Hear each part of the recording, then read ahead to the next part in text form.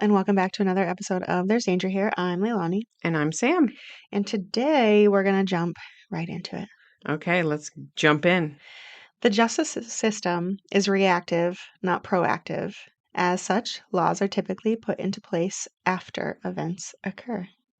That's true for sure. So we're going to talk about a case that definitely affects. Some of our legal system. You'll know as soon as I say the name. I can't wait. Oh my gosh, I'm so excited. I hope everyone else is too. Ernesto Miranda Okay. was born in 1941 in Phoenix, Arizona.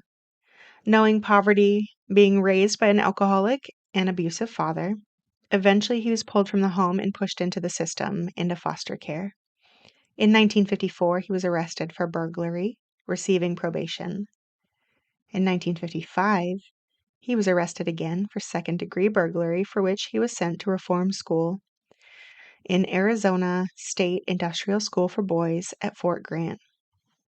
Moving into juvenile detention in 1956 at 15 for petty theft and assault with attempt to commit rape. Oh no. So not a great person to start. No.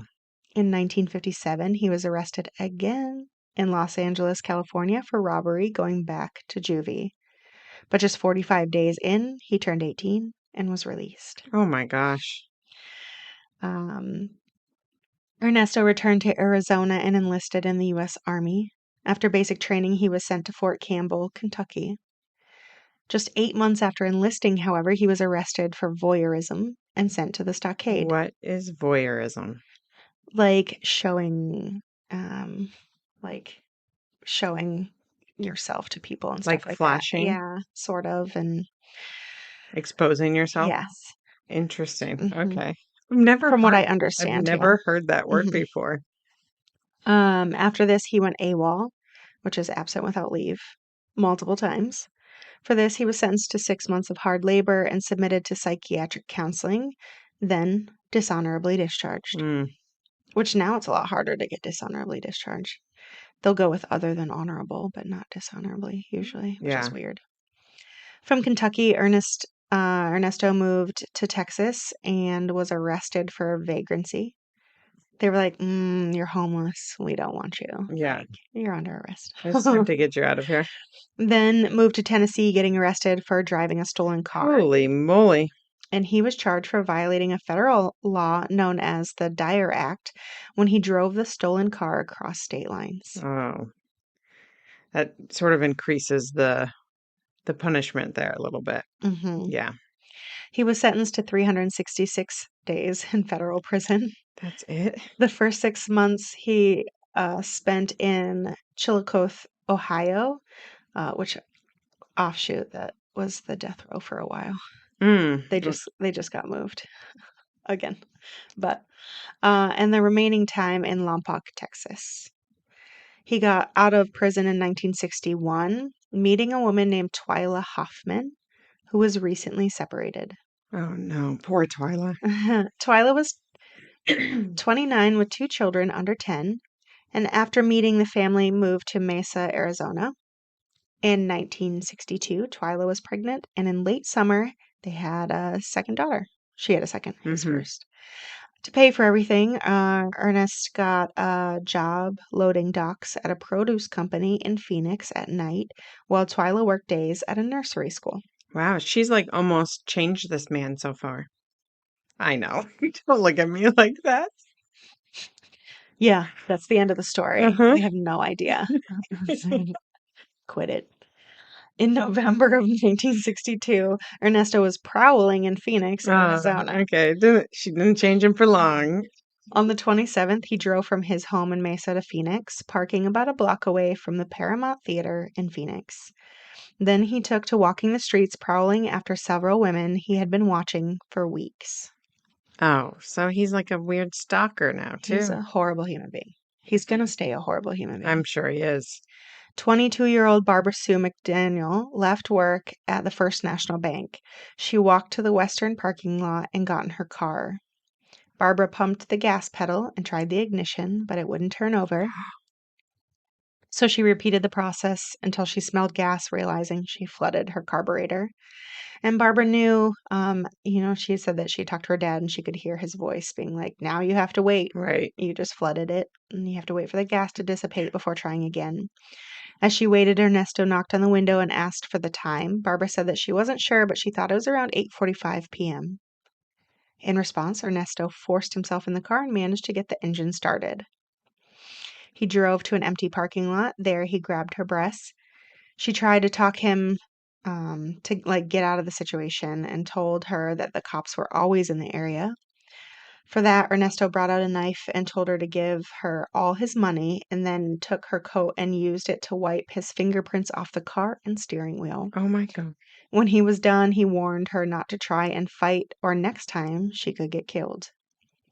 Whoa. Barbara locked the door, started a car, and tore off towards her friends. She went to Marianne and Tempe. After calming down, they called the police together at the behest. Mary's like, we're calling. Right. And they were told that the police there wouldn't take the report. They needed to call the police in Phoenix.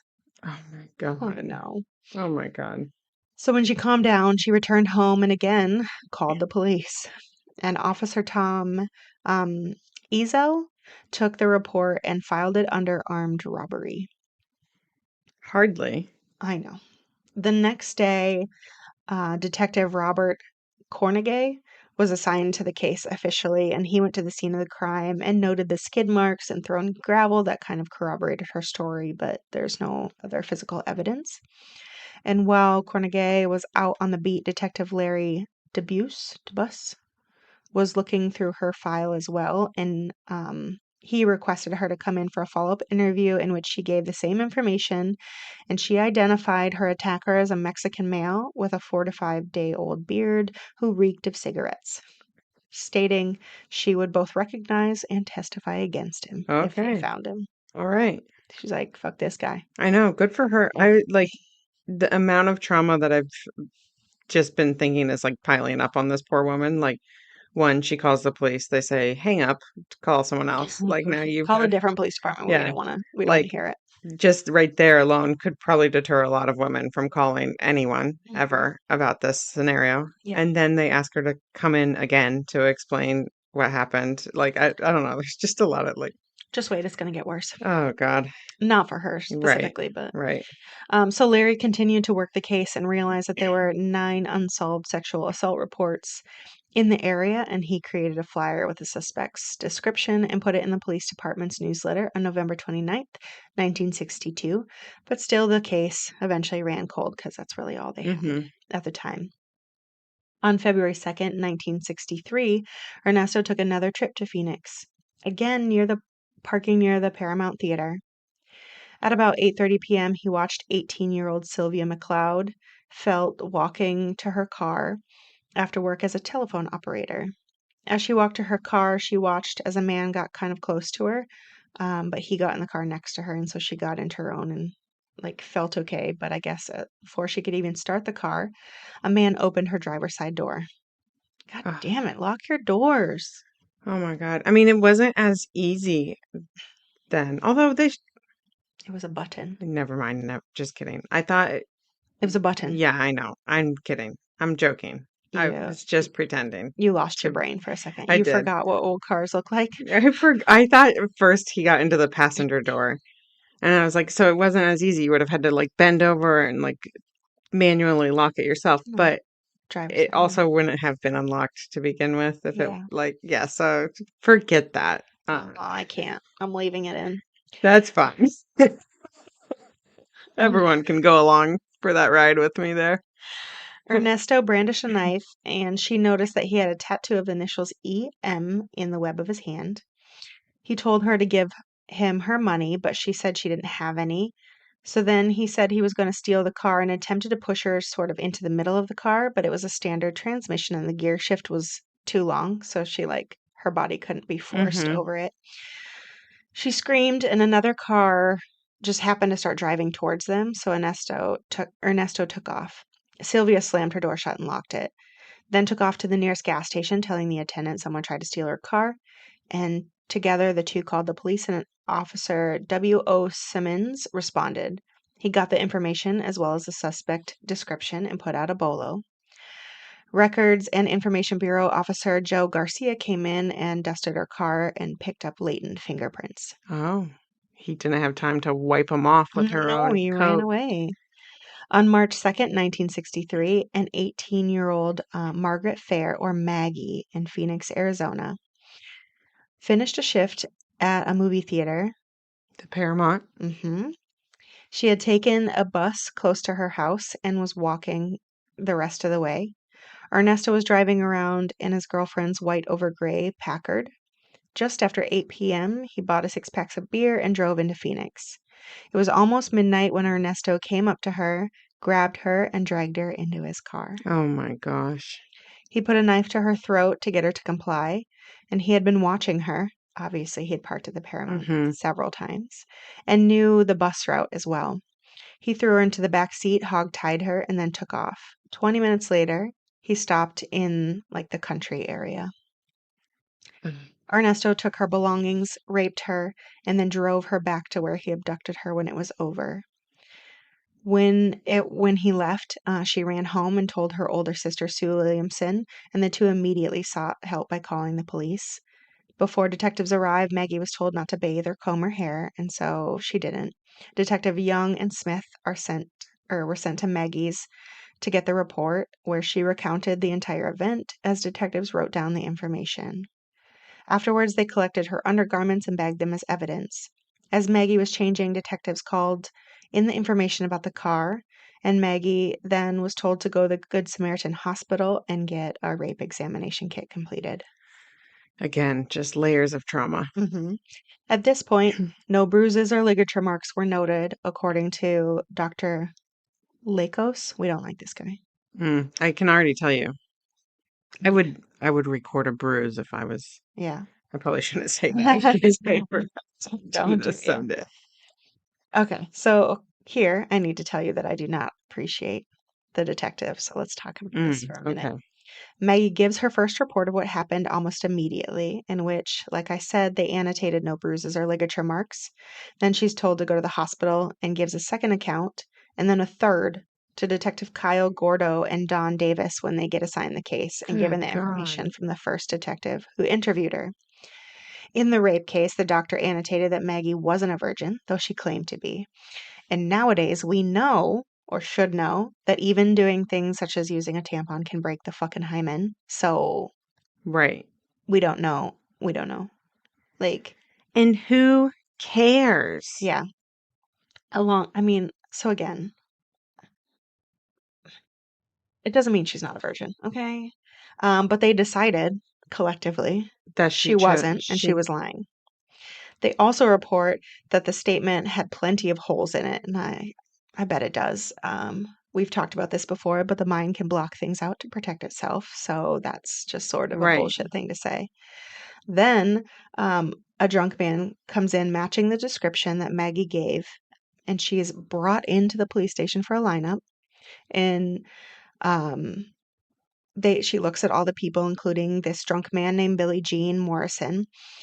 Maggie dutifully goes to the lineup, and as expected, she says that the guy that did it isn't there. Right. And they're like, oh, well, we had this dude that looked just like him and got arrested. And so now they're like, oh, well, clearly she's lying.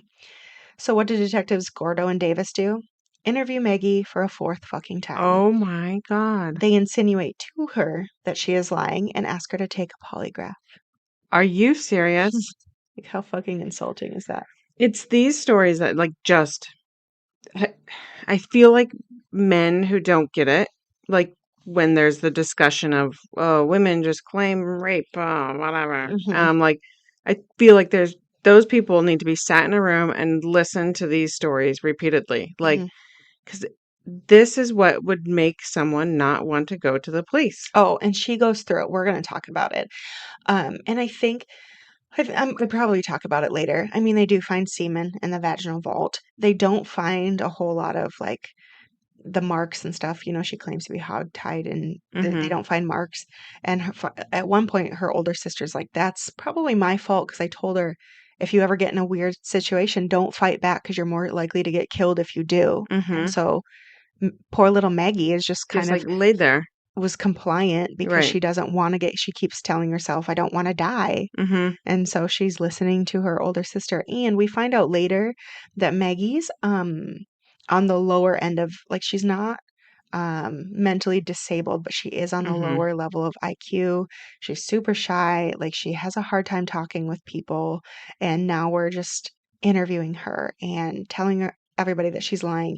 And like the whole time, I guess she's like sitting and shaking and like doesn't want to look at people. And I'm like, yeah, of course not. She just went through a giant trauma. She doesn't talk to people to Right. begin with. And you guys are telling her she's lying. Like, what Right. absolute pieces of shit. Which is proven that people who are more vulnerable, like, are, and who have potentially some form of like social deficit, I'm going Hmm. to say that for lack of better words, like, are going to attempt to answer people the way they think they should be answered. Hmm. Like, not really like the genuine, like, no, I'm convicted here that I know what happened. You're wrong, you Hmm. stupid police officer. You're more inclined to go, oh, he clearly didn't like that answer that I Hmm. just gave him. What is he looking for? Well, she doesn't quite do that. She sticks with her guns and Okay. she is like, I'm not lying, but you can tell it takes a toll on her. Oh, I can't even imagine. It's Yeah. so sad. Okay. So, Also, I was thinking, in addition to traumas, like, just the idea, and I know that they have to collect evidence and there's a certain way to do this, but the idea that they tell her to like go home and not shower, hmm and then we're going to come to your house. We're going to brush your hair and, get your, like, collect that evidence, take your underwear. Now, still don't shower and go to the hospital. Like, hmm I don't know. That's just yeah. feels Well, like she was it's, already home when they called the police and they said, just don't oh, just shower. stay there and don't Yeah, shower. because Yeah. we need the forensic It evidence. would be like the And first thing I'd want to do after I that is, had yeah, called the police. I know. I know. Like, But she listened and she yeah, waited and poor yeah. thing. Okay. And finally, Monday on March 4th, Detective Carol Cooley gets assigned the case. He too went to Maggie's house to fucking interview her. Oh Well, my God. she was at work. When he arrived, Cooley spoke instead with Maggie's sister, who informed him that since the attack, their brother-in-law, Paul Hinkle, walks her home every night. When asked about the fact that there were no marks on Maggie, again, her older sister, said that that was her fault. She had taught Maggie, if she were ever in a precarious situation, it's better not to resist, Mm-hmm. because you're more likely to get killed. Sue also told Cooley that she had been through enough, that the previous detectives insinuated she was lying and not a virgin, and Cooley replied that they could have been mistaken and gave her his card, but he wasn't really much better, so don't get excited. Right. Next, he went to Maggie's work, but she wouldn't talk to him there. Instead, the two arranged to speak the next day, and Cooley brought her into the station the next day. So now we're continuing to traumatize It says Maggie. like Fifth, attempt 5, yep, 6. Yeah. fifth interview. Yeah. Cooley again asked if she was mistaken before having her go through the event again. In which down he wrote everything down, and then afterwards brought in books of known rapists for her to go over. What? Nothing. He wasn't there. She said none of them were the man. After 2 hours, he finally took her home, and at this point, I'm surprised she continued to cooperate with police at all. Oh, I mean, I'd be yeah. fucking losing it. Ernesto, is that his official first name? Miranda? Yeah, Yeah. Miranda. Mhm. Could so easily, like, if he had a good defense attorney, they could use the fact that she flipped through books of faces for like Mhm. hours on end, as like his defense. Mhm. So while police were doing nothing, essentially, Uh-huh. Ernesto was left to believe he had gotten away with rape Of and was course. back on the prowl. Yeah. On March 7th, Detective Cooley went to Sergeant Moore and asked if he could administer the polygraph to Maggie. Because why not? Yeah. So they picked up the reluctant girl who literally, like if you read about this, was like crying to her sister and was like, I don't want to do this. This is ridiculous. And Sue was like, listen, like we have to get through this so that we can prove that you are telling the truth. Like we need you to just, This is so sickening I to know. me. So they picked up this reluctant girl, who again only went because her sister told her, like, we have to prove that we were telling the truth. After it was done, Moore stated that her results were inconsistent, Oh, shut up. stating she was considered mentally slow, that she was too shy, and that she had taken medication for cramps and thought it affected the polygraph. What year was this? This was back in the day. What did I just say? 1963? Yeah. Oh, it's so like riddled with misogyny, this story so far. Like, Mhm. oh, she was taking medication for cramps. Like, Yeah. It was probably ibuprofen. You know right. what I mean? Like, what? Tylenol. Like, that's Oh. absolutely insane.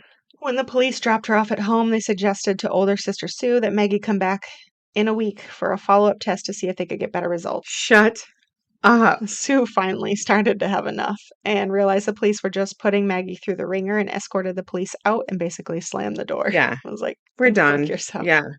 Don't catch the guy. Yeah. Then Cooley and Moore went to Paramount Theater to speak with Reginald Bertig. Cooley said that he wanted to talk to him about his relationship with Maggie. Oh, God. Reginald was like, we're bus buddies. Yeah. Like, we ride to and from work together. But that's as far as it goes. Huh. Just like, are you kidding me right now? Because they basically wanted to insinuate that she was sleeping with him, is what they were trying to do. Right. After speaking with Reginald, Detective Cooley finally went back to the office and began searching for similar reports in the area of Maggie's attack. Like, we didn't do this to begin with. We waited until we destroyed this poor girl's mental state. Right.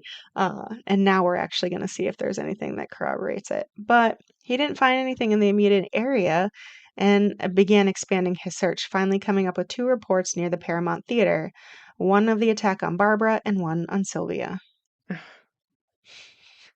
Probably wouldn't have been that hard to find that initially. Well, they also, so if you, in the beginning when I said that they did the one and they labeled it under armed robbery. Right. And they labeled the other one under, I think, grand theft is what they originally labeled it under. So yes, he was going to attack them. Like, he very much probably would have raped them if he could have. For sure. But he was working himself up to it. Yeah. But because it originally got labeled as something else, I think it was harder to find. Right. Because I don't know. That's how they labeled it. Yeah. I also envision like a room of metal file cabinets and you have to like go through the like sexual assaults and then you have to cross match it to the location and it's like not as simple as a not as simple click. as computers. Yeah. So Paul, remember the cousin, continued to wait for Maggie after work one night. And so Paul was, I don't know if I told you, he was had been in the military and had recently gotten out and was like there in town before he like was looking for a job. And so while he wasn't working, he's like, I'll just pick up Maggie, make sure she's safe. So and be prepared to kick some ass if I need essentially. to. Yeah. One night while he was waiting, he watched a lone car drive slowly in the area. Paul noted the license plate and watched it park just down the road. Minutes later, as Maggie and Reginald stepped off the bus, Paul met them and told Maggie about the car.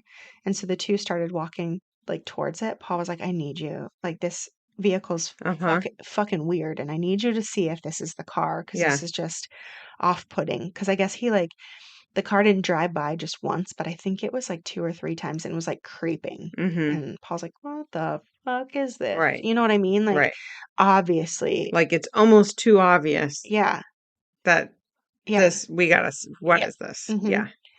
So as they got close, the driver, who just has been sitting in the driver's seat, started the ignition and literally like slammed on the gas to get away.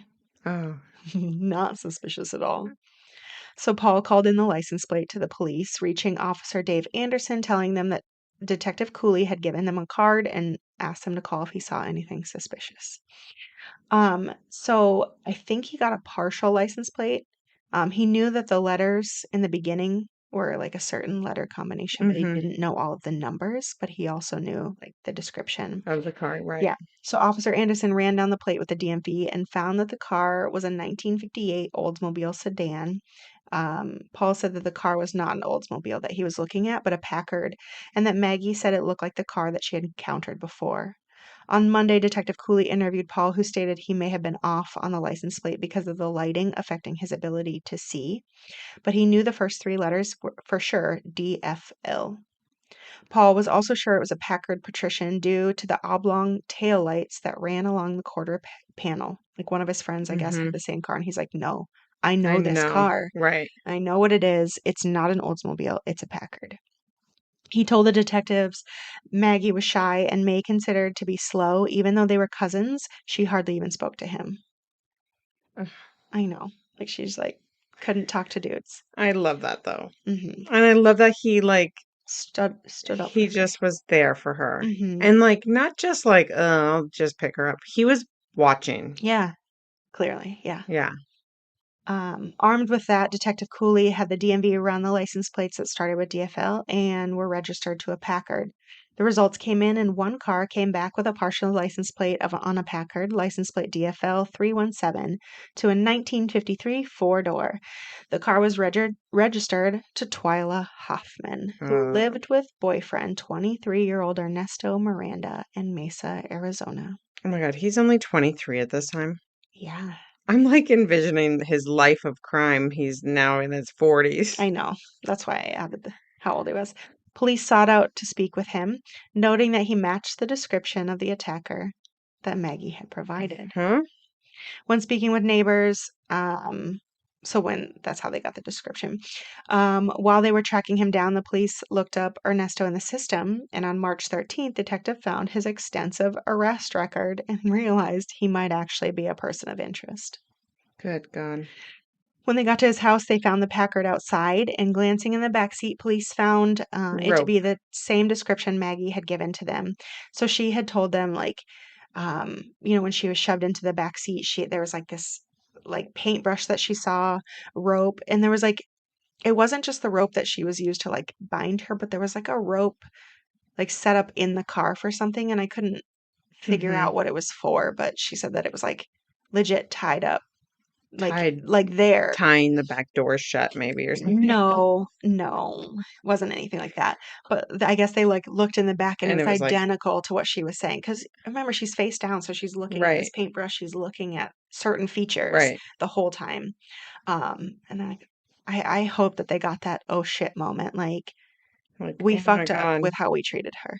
Like we fucked this up. Yeah. I hope that even right in the face. I mean, I hope that that's the moment they got, but even then, I hope, like, maybe they got the, like, oh my God, we just wasted so much of our own money. Yeah. Like, idiots. Yeah. They probably didn't. No, definitely not. They were too arrogant. Yeah. You know that. Ernesto willingly went to the police station to talk with them. And during the interview, Ernesto stated that it wasn't him. Couldn't have been, because he was working that night. After a half an hour, the interview was complete, and the police asked if he would be willing to be part of a lineup. Ernesto agreed, stating that it would clear everything up.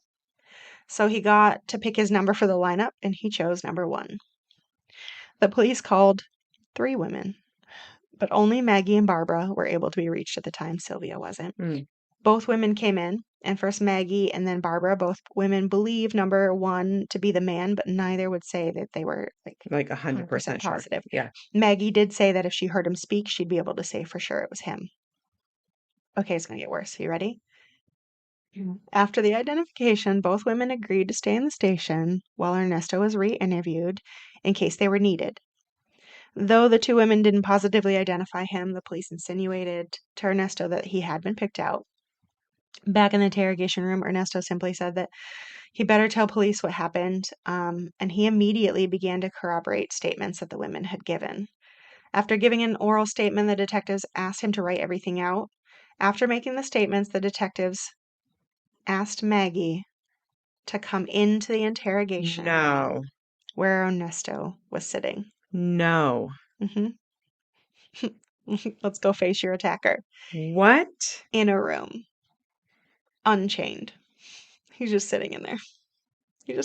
Oh, I have full body goosebumps right now from that information. Can you imagine just walking in and seeing your rapist sitting like 2 feet from you, not shackled, not like he's just sitting there. Because he's willingly at the station at this time. He's not under arrest at this time. You've been repeatedly told you're a liar. And now you're going to walk into a room with all men and your rapist. And they want you to point him out. No. No, no, no, no, no, no, no, no. No, it's so bad. She did. She went in. She's a tough girl. Holy shit. I'd have came She's across that so table. Start throwing hands at everybody. I honestly don't even know what I would do. I'd throw hands. Horrified, Maggie had to listen as detectives asked the man to state his name, to which he replied, Ernesto Miranda. Oh, She then positively identified him. yeah. She knew that fucking voice. Yeah. Then they had Barbara enter the room. God, did they not have a room with the reverse mirrors or anything like that? They can't just have these girls go stand behind the wall? And again had him say his name. Asking if Ernesto recognized the woman, he gave a confession that he was going to rape her. She talked him out of it. Oh my God. While she's standing there.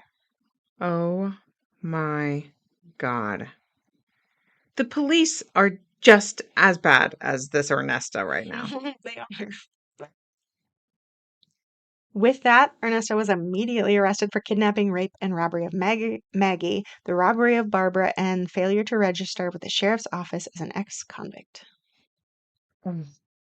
I wish I could tell you that's the end of the story, but it's not. It's not. You know, he goes to prison for like, not even. Okay. On March 15th, Detective Cooley obtained a right to search consent form that Ernesto signed, giving police the right to search his home and any vehicles on his property. After more evidence was collected, the case was sent to prosecution to present for indictment. Ernesto was given a court-appointed lawyer, Alvin Moore, and the pair decided on insanity plea. It's always insanity, man. Oh, man. Both psychiatrists from the defense and prosecution examined Ernest. Defense psychiatry reported that he had, quote, a full elementary education and that although he had an emotional illness, he had sufficient mentality and emotional stability to understand what he was doing when he was doing it and to fully appreciate the potential consequences of his act, end quote. For sure. And that's the defense. That's not the prosecution. The defense is like, oh, no, right. No. And that's a bad lawyer. Yeah. Well, after that, the reports came out, Alvin was forced to vacate the insanity plea. Yeah. Okay. So they couldn't plea to it. As a result, they did go to trial.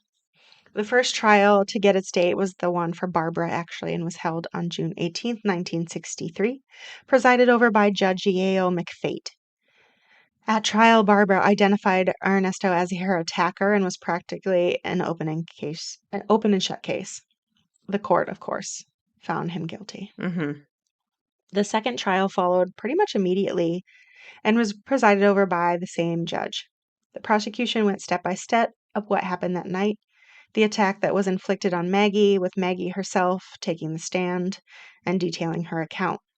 Then prosecution brought forth the confession of Ernesto, forensic evidence, forensic specialists, psychologists, legal scholars, and timelines which left no room for reasonable doubt.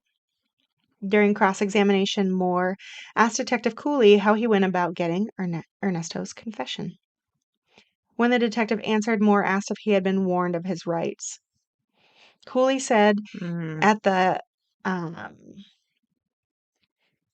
statement, like when the paragraph was typed out and read aloud, that he did, but they didn't have him sign anything to the effect. But Moore asked if he was told about having an attorney present, and Cooley said no, it was not advised, and it wasn't police practice at the time, which it wasn't. It wasn't like their standard. Right. So he's like, no, I didn't. That's not what we do. Yeah. Even at the rebuttal jury, or even with that rebuttal, a jury found Ernesto guilty for kidnapping, rape, and robbery of Maggie. And on June 27, 1963, Judge McFate sentenced Ernesto on both cases. He received 2 concurrent terms of 20 to 30 years in prison. Wow. Alvin Moore is not a bad defense lawyer. Yeah, I already realized after I had said that, because of the psychiatrist, I started to think, oh no, this guy should go down in infamy. So Moore immediately filed an appeal on the grounds that Detective Cooley obtained a written confession illegally by denying him his constitutional right to legal counsel.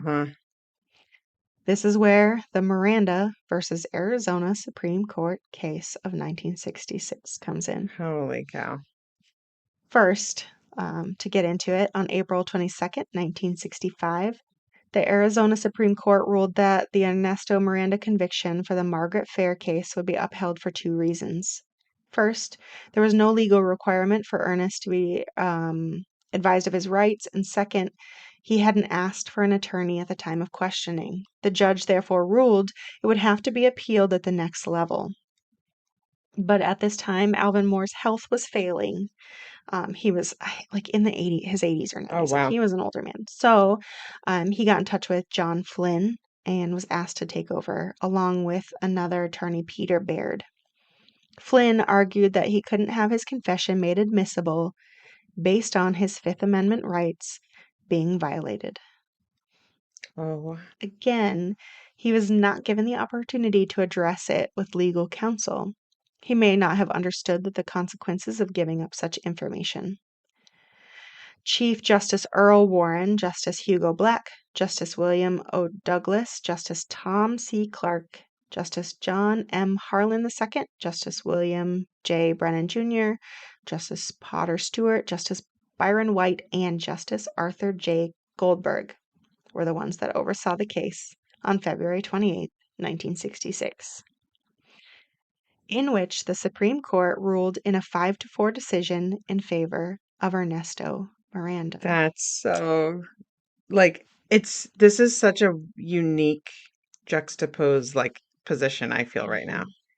On June 13th of 1966. So Justice Warren was like the Chief Justice and spoke in regards to this and said, he spoke on the need to protect individuals from self-incrimination during police interrogations. The court ruled Ernesto's confession inadmissible due to the law enforcement failure to inform him of his rights, specifically stating, quote, without proper safeguards, the process of in-custody interrogation of persons suspected or accused of crime contains inherently compelling pressures which work to undermine the individual's will to resist and to compel him to speak where he would otherwise do so freely. Therefore, a defendant must be warned prior to any questioning that he has the right to remain silent, that anything he says can be used against him in the court of law, that he has the right to the presence of an attorney, and that if he cannot afford an attorney, one will be appointed for him prior to any questioning if he so desires, end quote. That's, like, amazing. I hate that they gave it his last name. Well, they always do it, and it's like cases between people. I know. After which the reading of the Miranda rights, initially known as the Miranda Warning, to suspects was established. Again, they are, you have the right to marry. I mean, oh my goodness. I can't even say it. I'm so mad. You have the right to remain silent. Anything you say can be used against you in the court of law. You have the right to the presence of an attorney to assist you prior to questioning and to be with you during questioning if you so desire. If you cannot afford an attorney, you have the right to have an attorney appointed for you prior to questioning. And then they added, do you understand these rights and will you voluntarily answer my questions? Yeah. I hear those all the time on my little YouTube videos. Although I feel like I hear them say anything you say can and will be held against you in the court of law. I feel like I have heard them say that a lot. I feel like that's the TV version, but maybe they have changed the wording slightly. But technically, this is the official Miranda warning. And with that, Ernest Miranda's sentence was vacated for Margaret Fair. Right. That's why this sucks. However, Barbara's case was not included in the appeal and as such was not affected by the Supreme Court decision. God. While in prison in 1966, Ernest attempted to sue Twyla for custody of their daughter. What? She went to see him in jail and he stated the only way to get out of the trial was for Maggie to marry him so that she couldn't testify. That he wanted his daughter so the three of them could be a family, which of course did not happen. Well, it pissed off Twyla, and that is not something like a woman's scorn, man. No. That's not how you're gonna win something. So detectives came and talked to her. And when she spoke with detectives about their conversation, she told them that he admitted to the rape to her and was Oh, willing to way testify. to go, Twyla. Way to go.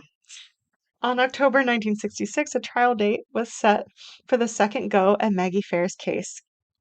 However, prosecution requested a delay until February 17th, 1967, because Maggie was married and pregnant and didn't want to go Didn't want through to it go through it again. while she was pregnant. Great. They did delay it until after she gave birth. This time, the trial lasted a whole 7 days. Again, he was found guilty with the help of Twyla for a second time. Oh, that's okay. I always knew Twyla had a good head on her shoulders. In 1967, he was sentenced again. At the beginning of 1976, however, Ernesto was still released from prison. What? I know he got out. For good behavior? Probably. They didn't say why, but I bet it was good behavior. That was so early. I know. He was sentenced To like 20 to 30 years. 20 to 30 years. Twice at one point. No. I know. On January 31st, 1976, he went to a bar at about 1 p.m. Oh, shut up. No, I will not shut up, actually. Oh, you cannot be serious. This guy. There he played cards and drank with 2 younger men. At the time, as the time ticked on, the alcohol kicked in and the younger men were frustrated they were losing at cards. They accused him of cheating. In return, Ernesto punched both men, but the bartender was quick to stop the fight, and so Ernesto went to the bathroom to clean his hands. I guess he, like, put them both down. Yeah. Returning to find the men standing again. This time they were ready to fight back, and during the ensuing fight, one man produced a knife. Ernesto saw it and attempted to gain control, but the men he was fighting were 10 years his junior, and the knife went into the left side of his rib cage, nicking his heart before the man ripped it back out of Ernesto's chest. Thank God. Ernesto was rushed to Good Samaritan, where he was pronounced dead at 7:03 p.m. Oh, I was like waiting for him to go back out there and start stalking ladies at the Paramount again or something. I know. And with that, the Miranda warning was established and Ernesto was ended. There we go. The vigilantes that we probably shouldn't highlight too much these days right now, but that guy. Yeah. So I knew I was like not gonna tell you. I know. I was like really like I like leaned back in my seat, like, okay, here we go again. And then more women get to be traumatized based on this loser. I know. Oh my God. What card game was he playing? Do you know? I do not. And I guess so they had to call his brother because he was living with his brother at the time and let him know. And then I think it was his other brother was at his wedding and they had to call his other brother and be like, hey, oh my gosh, our brother was killed today in a bar fight.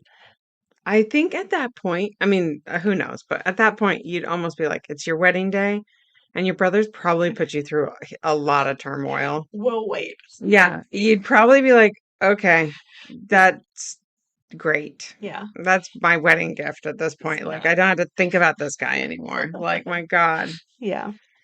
I don't know, but that was it. So, yeah, I always heard about, the Miranda case and the Miranda rights and everything about it. And I had always thought that after the case that he was just let go, like he was just let out of prison. I was like, are you kidding me? And nobody ever talks about, because a lot of times I feel like when it's portrayed, it's that this man just got railroaded and, it went to court, and that's why we have this case is because it always, whenever I read it, it was portrayed as he was like this innocent man that just got hammered by the justice system. And that's why, we have these Miranda rights and the warnings. It turns out he's a fucking monster. I actually, like, honestly, always assumed that's like sort of why my mind was. I started to think a lot about what we were discussing there for a second, like internally. Like, I always assumed he was an innocent man. And it was when you start to now tell me that we're going to the Supreme Court after having heard what he'd just done, that I start to think, wait a second, this guy is going to get released because we have this law now that the Supreme Court enacted, put into place. So he clearly wins. Holy shit. Turns out he was a monster. Oh man. I wish, I understand why they don't. It's the case in which that they name these laws after, but there's a part of me that I'm like, man, they should have named that like the Maggie law, or give her like some infamism for the trauma she went through, but nope. Now Ernesto the rapist gets to live in infamy. Yeah. So that is the case of the Miranda warnings. There you go. All right. Well, to all those out there listening, be careful. It's a dangerous world we live in.